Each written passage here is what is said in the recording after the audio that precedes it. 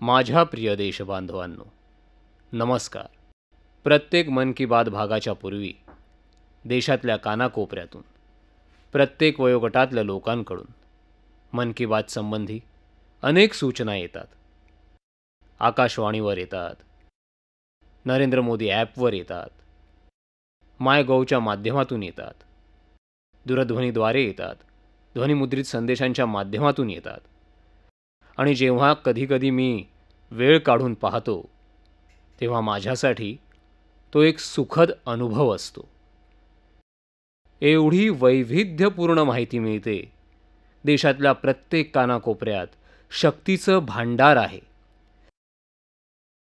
साधकाप्रमाणे समाजासाठी झटलेल्या लोकांचं अगणित योगदान. दुसरीकडे बहुधा सरकारची नजरच जात नसावी अशा समस्यांचं भांडार देखील नजरेस पडतं. बहुधा यंत्रणेलाही सवय झाली असावी, लोक देखील सरावली असतील. आणि मला आढळून आलंय की मुलांचं कुतूहल, तरुणांची महत्त्वाकांक्षा, थोरा मोठ्यांच्या अनुभवाची शिदोरी, वेगवेगळ्या प्रकारच्या गोष्टी समोर येतात. दरवेळी जेवढ्या सूचना मन की बातसाठी येतात, सरकारमध्ये त्यांचं सविस्तर विश्लेषण होतं. सूचना कशा प्रकारच्या आहेत, तक्रारी काय आहेत, लोकांचे अनुभव काय आहेत.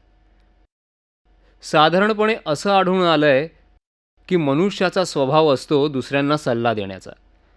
रेल्वेमध्ये, बसमध्ये जाताना कुणाला खोकला आला तर लगेच दुसरा येऊन सांगतो की असं करा. सल्ला देणं, सूचना देणं हे जणू काही आपल्याकडे स्वभावातच आहे. सुरुवातीला मन की बात संबंधी जेव्हा सूचना यायच्या, सल्लारूपी शब्द ऐकू येत होते, वाचायला मिळत होते, त्यामुळे आमच्या टीमलाही असंच वाटायचं की अनेक लोकांना बहुधाही सवय असावी. मात्र जेव्हा आम्ही त्याकडे बारकाईने पाहण्याचा प्रयत्न केला तेव्हा मी खरोखरच भारावून गेलो.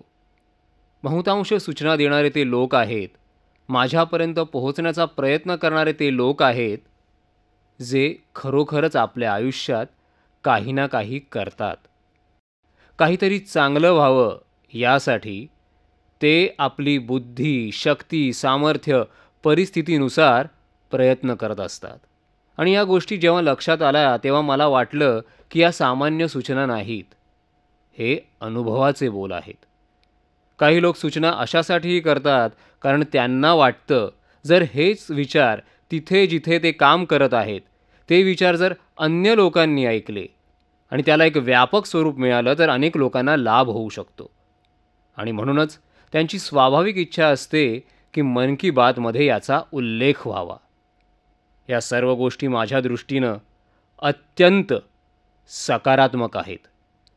मी सर्वप्रथम बहुतांश सूचना ज्या कर्मयोग्यांच्या आहेत, समाजासाठी काही ना काहीतरी करणाऱ्या लोकांच्या आहेत, मी त्यांच्याप्रती आभार व्यक्त करतो. एवढंच नाही, एखाद्या गोष्टीचा मी जेव्हा उल्लेख करतो तेव्हा अशा काही गोष्टी लक्षात येतात तेव्हा खूपच आनंद होतो. गेल्यावेळी मन की बातमध्ये काही लोकांनी मला सूचना केली होती. अन्न वाया जात आहे त्यासंबंधी चिंता व्यक्त केली होती आणि मी त्याचा उल्लेख केला होता.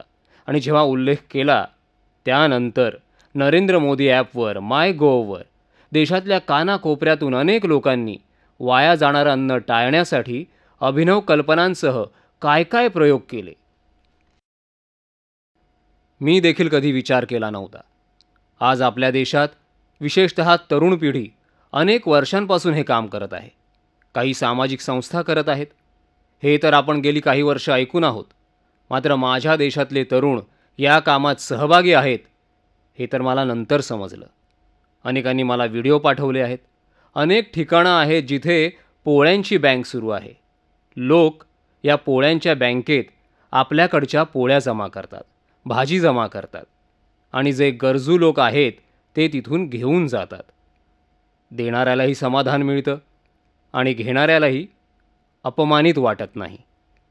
समाजाच्या सहकार्यानं कशी कामं होतात त्याचं हे उदाहरण आहे. आज एप्रिल महिना पूर्ण होत आहे. शेवटचा दिवस आहे. 1 मे रोजी गुजरात आणि महाराष्ट्र या राज्यांचा स्थापना दिन आहे. यानिमित्त दोन्ही राज्यांच्या नागरिकांना माझ्याकडून खूप खूप शुभेच्छा.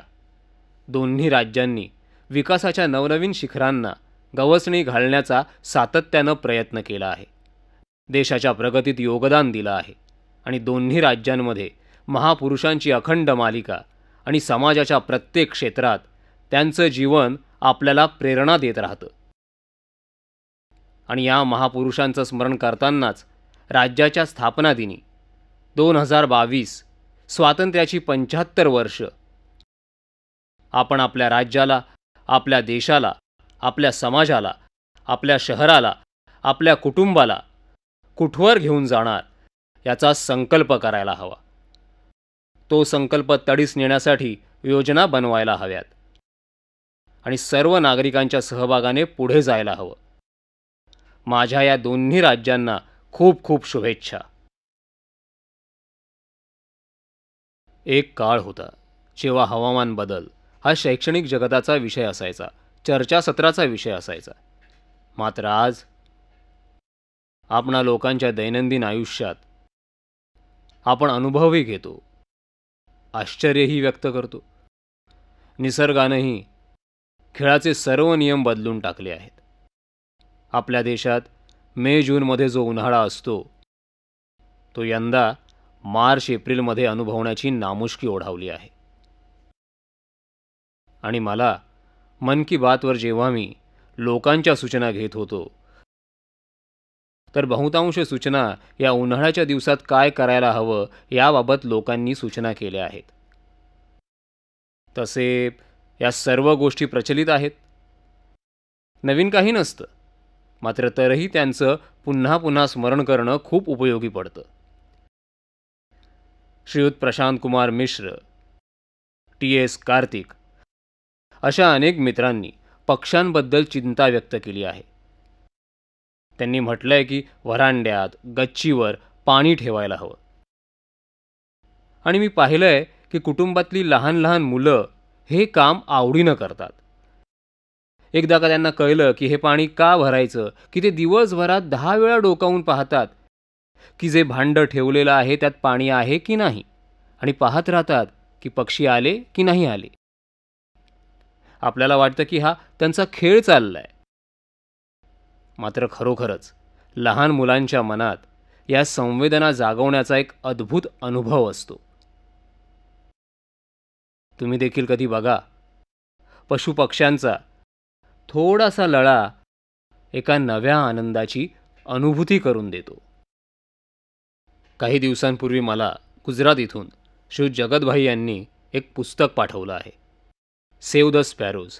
आणि यात त्यांनी चिमण्यांची संख्या जी कमी होत आहे त्याबाबत चिंता तर व्यक्त केली, मात्र त्यांनी स्वतः अभियान स्वरूपात त्यांच्या संरक्षणासाठी काय प्रयोग केले, काय प्रयत्न केले, खूप छान वर्णन या पुस्तकात केलं आहे. तसं आपल्या देशात पशुपक्षी, निसर्ग, त्यांच्यासोबत सहजीवन या रंगानं आपण रंगलेलो आहोत. मात्र तरीही हे आवश्यक आहे की सामूहिकपणे अशा प्रयत्नांना बळ द्यायला हवं. जेव्हा मी गुजरातमध्ये मुख्यमंत्री होतो तेव्हा दाऊदी बोहरा समाजचे धर्मगुरू सैयदना साहेब यांना 100 वर्ष पूर्ण झाली होती. ते 103 वर्ष जगले आणि त्यांच्या 100 निमित्त बोहरा समाजाने बुरहानी प्रतिष्ठानद्वारा चिमण्या वाचवण्यासाठी एक खूप मोठं अभियान राबवलं होतं. त्याचा शुभारंभ करण्याची मला संधी मिळाली होती. सुमारे 52,000 बर्ड फीडर्स त्यांनी जगातल्या कानाकोपऱ्यात वितरित केली होती. जागतिक विक्रमांच्या गिनीज बुकमध्ये त्याला स्थान मिळालं आहे. कधीकधी आपण इतके व्यस्त असतो, वृत्तपत्र टाकणारा, दूध देणारा, भाजीवाला, पोस्टमन कुणीही आपल्या घराच्या दारी येतं, मात्र आपण विसरून जातो की उन्हाळ्याचे दिवस आहेत, जरा त्याला पाणी हवं का ते विचारूया. तरुण मित्रांनो, तुमच्याबरोबर देखील मला काही गप्पा मारायच्या आहेत. मला कधीकधी काळजी वाटते की आपल्या तरुण पिढीतल्या अनेकांना आरामदायी आयुष्य व्यतीत करायला मजा वाटते. आई वडील सुद्धा एका बचावात्मक अवस्थेत त्यांचं संगोपन करत असतात. अन्य काही दुसऱ्या टोकाचेही असतात, मात्र बहुतांश आरामदायी अवस्थावाले नजरेस पडतात. आता परीक्षा संपल्या आहेत, सुट्टीची मजा घेण्याच्या योजना बनल्या असतील. उन्हाळी सुट्टी उष्मा असूनही जरा बरी वाटते. मात्र मला एक मित्र या नात्याने तुमची सुट्टी कशी जावी यासंबंधी काही बोलायचं आहे. मला खात्री आहे काही लोक नक्की प्रयोग करतील आणि मला सांगतीलही. तुम्ही या सुट्टीचा उपयोग मी 3 प्रस्ताव देतो. त्यापैकी 3ही केले तर खूपच चांगली गोष्ट आहे. मात्र 3पैकी एखादा करण्याचा प्रयत्न नक्की करा. हे पहा की नवा अनुभव असेल. प्रयत्न करा की नवीन कौशल्याची संधी साधा. प्रयत्न करा की ज्या विषयाबाबत ना कधी ऐकलं आहे, ना पाहिलं आहे, ना कधी विचार केला आहे, ना माहिती आहे, मात्र तरीही तिथे जाण्याची इच्छा आहे आणि तिथे जा. नवीन जागा, नवा अनुभव, नवीन कौशल्य. कधीकधी एखादी गोष्ट टीव्हीवर पाहणं किंवा पुस्तकात वाचणं किंवा परिचितांकडून ऐकणं आणि ती गोष्ट स्वतः अनुभवणं, दोन्हींमध्ये जमीन आसमानाचा फरक आहे. मी तुम्हाला विनंती करेन की या सुट्टीत तुम्हाला जे काही कुतूहल आहे त्याबाबत जाणून घेण्याचा प्रयत्न करा. नवीन प्रयोग करा. प्रयोग सकारात्मक असावा, आरामदायी वृत्तीच्या बाहेर नेणारा असावा. आपण मध्यमवर्गीय कुटुंबातले आहोत, सुखी कुटुंबातले आहोत. काय मित्रांनो, कधी इच्छा होते का आरक्षणाशिवाय रेल्वेच्या द्वितीय श्रेणीतून तिकीट काढून चढण्याची, किमान 24 तासांचा प्रवास करण्याची?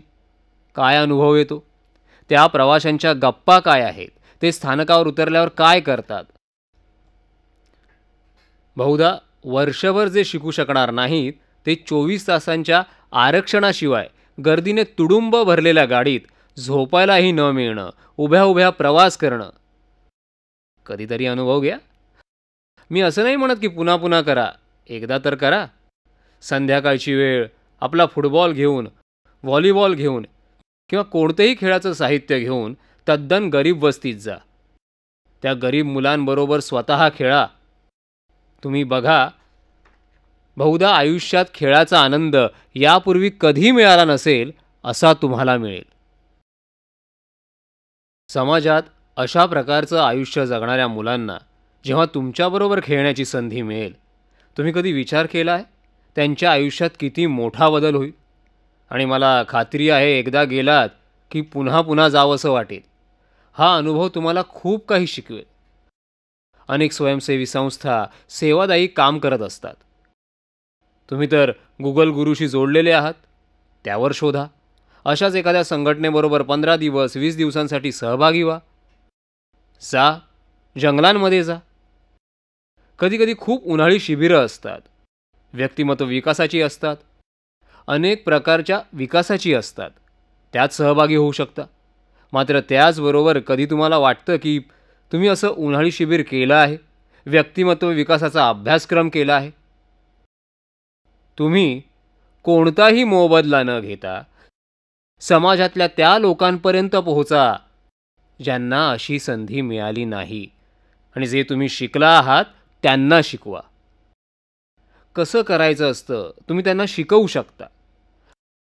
मला या गोष्टींचीही चिंता सतावते की तंत्रज्ञान अंतर कमी करण्यासाठी आलं, तंत्रज्ञान सीमा संपवण्यासाठी आलं. मात्र त्याचा दुष्परिणाम असा झाला आहे की एकाच घरात 6 लोक एकाच खोलीत बसलेले आहेत, मात्र अंतर इतकं की कल्पनाच करू शकत नाही. का? प्रत्येक जण तंत्रज्ञानामुळे दुसरीकडे व्यस्त झाला आहे. सामूहिकता हा देखील एक संस्कार आहे. सामूहिकता एक शक्ती आहे. दुसरं मी म्हटलं की कौशल्य. तुम्हाला वाटत नाही का की नवीन काहीतरी शिकावं? आज स्पर्धेचं युग आहे. परीक्षेमध्ये एवढे बुडालेले असता, जास्तीत जास्त गुण मिळवण्यासाठी मेहनत करता, गुंतून जाता. सुट्ट्यांमध्येही कुठला ना कुठला प्रशिक्षण वर्ग सुरूच असतो. पुढच्या परीक्षेची चिंता असते. कधीकधी भीती वाटते की आपली तरुण पिढी रोबो तर होत नाहीये ना, यंत्राप्रमाणे तर जगत नाहीये ना. मित्रांनो, आयुष्यात खूप काही बनण्याचं स्वप्न चांगली गोष्ट आहे. काहीतरी करून दाखवण्याचा विचार चांगली गोष्ट आहे आणि करायलाही हवं. मात्र हे देखील पहा की आपल्या आत जो मानवी घटक आहे तो कुठे कंटाळत तर नाही ना. आपण मानवी गुणांपासून कुठे दूर तर जात नाही ना. कौशल्य विकासात या पैलूवर थोडा भर देता येऊ शकेल का? तंत्रज्ञानापासून दूर स्वतःबरोबर वेळ व्यतीत करण्याचा प्रयत्न. संगीतातलं एखादं वाद्य शिका, कुठल्या नवीन भाषेतली 5-50 वाक्य शिका. तामिळ असेल, तेलुगू असेल, आसामी असेल, बांगला असेल, मल्याळम असेल, गुजराती असेल, मराठी असेल, पंजाबी असेल. किती वैविध्याने नटलेला देश आहे. आणि नीट पाहिलं तर आपल्याच आजूबाजूला कुणी ना कुणी शिकवणारा मिळू शकतो. पोहता येत नसेल तर पोहणं शिका, चित्र काढा. भले उत्तम चित्र येणार नाही, मात्र काहीतरी कागदावर उमटवण्याचा प्रयत्न करा. तुमच्या आत जी संवेदना आहे ती प्रकट व्हायला लागेल. कधीकधी छोटी छोटी कामं ज्याला आपण म्हणतो, आपल्याला का नाही इच्छा होत आपण शिकावी? तुम्हाला गाडी चालवायला शिकावं असं वाटतं? कधी ऑटो रिक्षा शिकावी असं वाटतं का? तुम्ही सायकल तर चालवता, मात्र 3 चाकी सायकल जी लोकांना घेऊन जाते, कधी चालवायचा प्रयत्न केला आहे का? तुम्ही बघा, हे सर्व नवीन प्रयोग, हे कौशल्य असं आहे तुम्हाला आनंदही देईल आणि आयुष्याला एका चौकटीत जे बांधलं आहे ना त्यातून तुम्हाला बाहेरही काढेल. चाकोरी बाहेरचं काहीतरी करा मित्रांनो. आयुष्य बनवायची हीच तर संधी असते. आणि तुम्ही विचार करत असाल की सर्व परीक्षा संपल्या, कारकिर्दीच्या नव्या वळणावर जाईन तेव्हा शिकेन, तर ती संधी तर येणारच नाही. मग तुम्ही दुसऱ्या गडबडीत अडकाल. आणि म्हणूनच मी तुम्हाला सांगतो, जर तुम्हाला जादू शिकण्याचा छंद आहे तर पत्त्यांची जादू शिका. आपल्या मित्रमंडळींना जादू दाखवत राहा. काही ना काही अशा गोष्टी ज्या तुम्हाला माहीत नाहीत त्या जाणून घेण्याचा प्रयत्न करा. त्याचा तुम्हाला नक्की फायदा होईल. तुमच्या आतील मानवी शक्तीला चेतना मिळेल. विकासासाठी खूप चांगली संधी बनेल. मी माझ्या अनुभवातून सांगतो, जगाकडे पाहून जितकं आपल्याला शिकायला, समजून घ्यायला मिळतं, ज्याची आपण कल्पना करू शकत नाही. नवीन नवीन जागा, नवनवीन शहरं, नवनवीन नगरं, नवीन गावं, नवीन परिसर.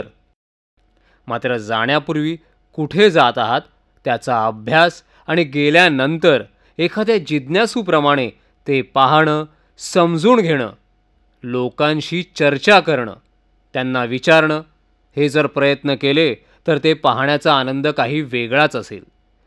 तुम्ही नक्की प्रयत्न करा आणि ठरवा. प्रवास जास्त करू नका. एका ठिकाणी गेल्यानंतर 3 दिवस 4 दिवस राहा. नंतर दुसऱ्या ठिकाणी जा, तिथे 3-4 दिवस राहा.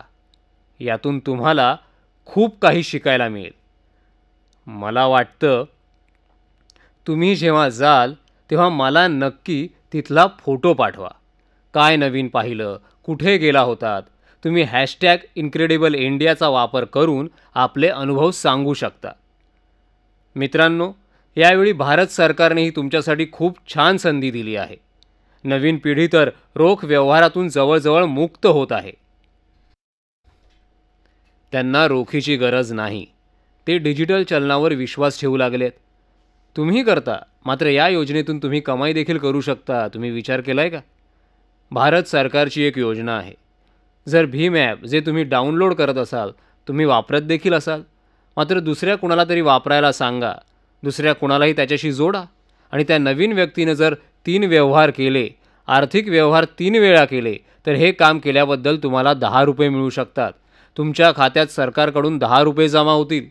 जर दिवसभरात तुम्ही 20 लोकांकडून करून घेतले तर संध्याकाळपर्यंत 200 रुपये कमवू शकता. व्यापाऱ्यांचीही कमाई होऊ शकते, विद्यार्थ्यांचीही कमाई होऊ शकते. आणि ही योजना 14 ऑक्टोबरपर्यंत आहे. डिजिटल भारत घडवण्यात तुमचं योगदान असेल. नवीन भारताचे तुम्ही एक पहारेकरी बनाल, तर सुट्टीही आणि त्याचबरोबर कमाई देखील. Refer and earn. सर्वसाधारणपणे आपल्या देशात VIP संस्कृतीप्रती एक तिरस्काराचं वातावरण आहे. मात्र ते इतकं खोलवर आहे हे मला अलीकडेच अनुभवायला मिळालं.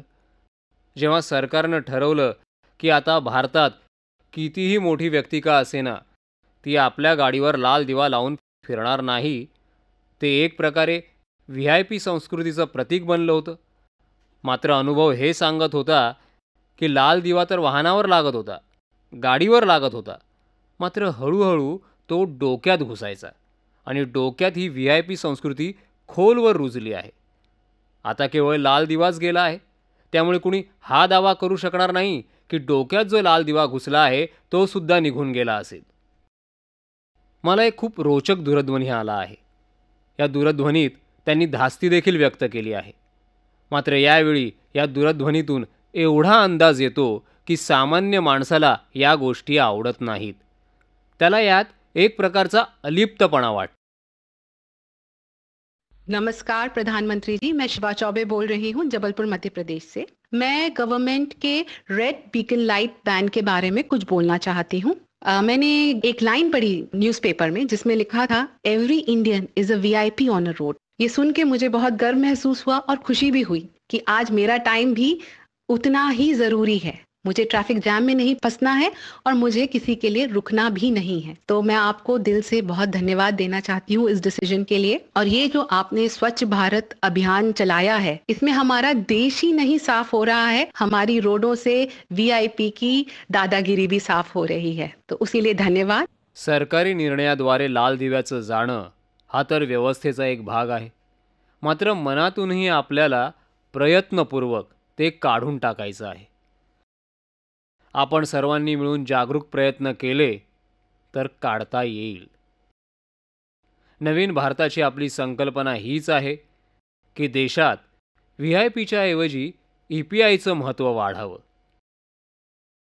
आणि जेव्हा मी VIPच्या जागी EPI म्हणतो तेव्हा माझी भावना स्पष्ट आहे. Every person is important. प्रत्येक व्यक्तीचं महत्त्व आहे, प्रत्येक व्यक्तीचं महात्म्य आहे. 125 कोटी देशबांधवांचं महत्त्व स्वीकारलं, 125 कोटी देशबांधवांचं महात्म्य आपण स्वीकारलं तर महान स्वप्न पूर्ण करण्यासाठी किती मोठी शक्ती एकवटेल. आपण सर्वांनी मिळून हे करायचं आहे. माझ्या प्रिय देशबांधवांनो, मी नेहमी म्हणत असतो की आपण इतिहास, आपली संस्कृती, आपली परंपरा यांचं पुन्हा पुन्हा स्मरण करावं. त्यातून आपल्याला ऊर्जा मिळते, प्रेरणा मिळते. यावर्षी आपण 125 कोटी देशबांधव संत रामानुजाचार्य यांची 1000वी जयंती साजरी करत आहोत. काही ना काही कारणामुळे आपण इतके अडकले गेलो, एवढे छोटे झालो की जास्तीत जास्त शताब्दीपर्यंतचाच विचार करत राहिलो. जगभरातल्या अन्य देशांसाठी तर शताब्दीचं खूप महत्त्व असेल, मात्र भारत इतका प्राचीन देश आहे की त्याच्या नशिबात 1000 वर्ष आणि 1000 वर्षांहूनही जुन्या आठवणी साजऱ्या करण्याची संधी आपल्याला मिळालेली आहे. 1000 वर्षांपूर्वीचा समाज कसा होता, त्यांची विचारसरणी कशी होती, थोडी कल्पना तर करा. आजही सामाजिक रूढी प्रथा तोडायच्या म्हटलं तर किती अडचणी येतात. 1000 वर्षांपूर्वी कसं होत असेल. खूप कमी लोकांना माहीत असेल की रामानुजाचार्यजी यांनी समाजात ज्या कुप्रथा होत्या, उच्च नीच असा भेदभाव होता, स्पृश्य अस्पृश्यतेचा भेदभाव होता, जातीवादाची भावना होती, त्या विरोधात खूप मोठा लढा दिला होता. स्वतः त्यांनी आपल्या आचरणातून समाज ज्यांना अस्पृश्य मानायचा त्यांना आपलंसं केलं होतं.